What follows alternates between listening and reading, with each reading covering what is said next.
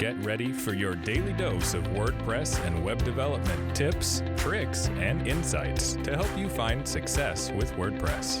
You're listening to WP the Podcast with your hosts, David Blackman and Tim Streifler.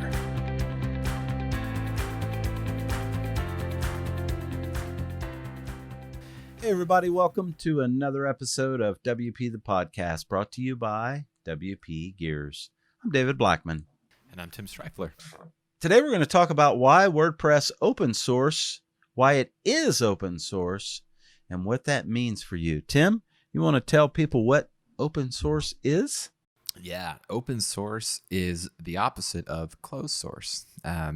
Joking, I mean, that's true, but a little more complicated than that. Really, open source just means that it's open. The code isn't locked. You can see the code. You can edit the code.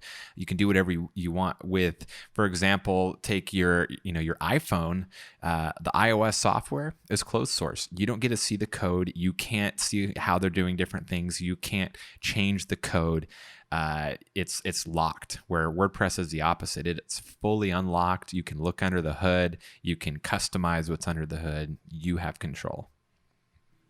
All right, so why is that important and what does that mean for you? Well, obviously this is Tim and I's opinions. Elegant Themes recently put out a blog post on this, is where we got the topic. We'll link to the blog post in this show notes as well, because they kind of go in-depth and thorough, and I didn't read the entire thing, but I just thought it was a good thing to discuss and talk about because, I have an uncle who is just a straight-up businessman. And every time I talk to him about my business, which is open source, and we develop a new, software to sell, he's like, "Are you going to copyright that, trademark that? How are you going to protect it?" And I'm like, "No, I can't." According to WordPress's, bylaws and stuff, it has to be GPL, and which means it needs to be open source, and he just like freaks out and panics all the time, and I never have. Yes. We have people that steal our products, that steal our code, that resell it. It happens. It has not slowed our business down from growing. It has not done any of that. And I actually like the fact that we're open source and that WordPress is open source because guess what? I believe the reason why it's the number one website platform on the planet is because people from all over the world are working on this code because they can to improve it. And there's just a community of altruism that happens with WordPress and the open source. Some of the most talented programmers in the world are contributing to this platform without any expectations of being paid. It's not muddled with money and water, and it hasn't dirtied the water because people are expecting money and stuff. It's actually genuine authenticity, and I think that's what makes WordPress so successful.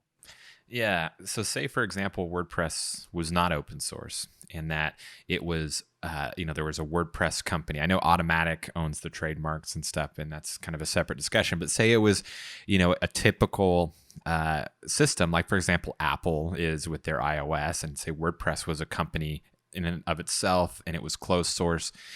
I 100% agree with David. It would not be as popular as it was today because you have one company with people in charge that are in charge of how that software gets developed, and they have to pay their employees to make sure that it's, bugs are out and stuff like that. Where with WordPress, as David mentioned, people from all over the world contributing, helping it make better because they want it to be better for them, but they also want to give back. And so, yes, they're able to use it to make money by building client sites and stuff like that. But the code itself, no one is profiting from that WordPress code. And so it's kind of like everybody wins together type of mentality, opposed to one company trying to, sell the software themselves and make money from the software directly. And so it's crazy because if you look at like how big WordPress is and all the companies that surround WordPress, there's lots and lots of $1 million plus companies that have WordPress related products or services or whatnot that are able to be extremely profitable, even though WordPress itself is 100% free and the code is free and open.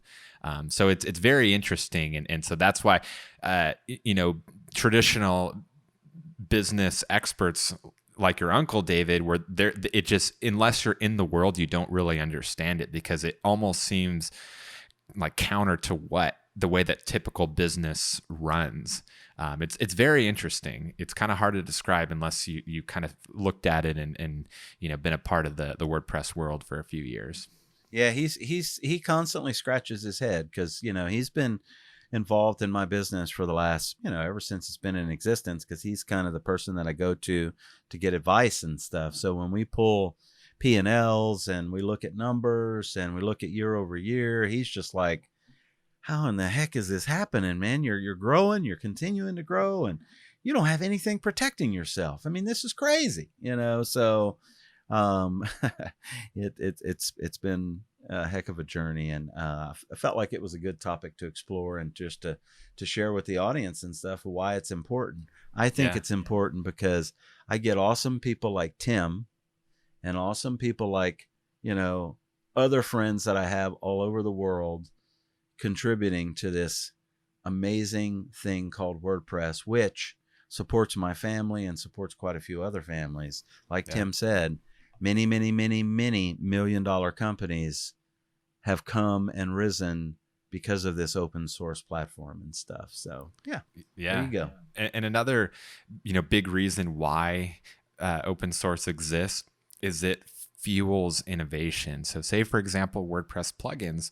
Well, if WordPress and all of its plugins were closed source, well, no one would know how a certain developer built a certain form plugin. And they would basically have kind of this monopoly because they, figured out how to do something, and someone else came along, they'd have to start from scratch.